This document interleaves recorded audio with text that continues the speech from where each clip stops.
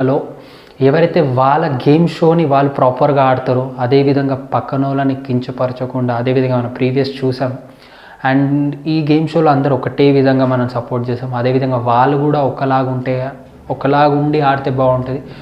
మనసులో ఏదో ఫీలింగ్స్ పెట్టుకొని, ఏదో పెట్టుకొని ఆడితే మనం కూడా అంత ఆదరించాం. ఈ 14 మందిలో విన్నర్స్ ఎవరో చూద్దాం. నాకు తెలిసి నలుగురిలో ఎవరైనా టాప్ ఒకటి వచ్చేదంటే మన వరంగల్ డైరీస్ కిరాక్ కామెడీ భయ్యానే వస్తాడు నాకైతే.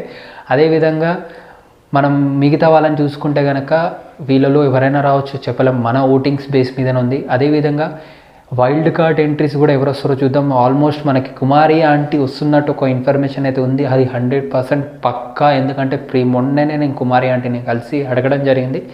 వాళ్ళు కాల్ చేశారంట, వాళ్ళు మాట్లాడారంట. ఏ టైంలో ఏ వైల్డ్ కార్డ్ ఎంట్రీతో కుమారి ఆంటీ ఎంట్రీ ఇస్తుందో తెలీదు.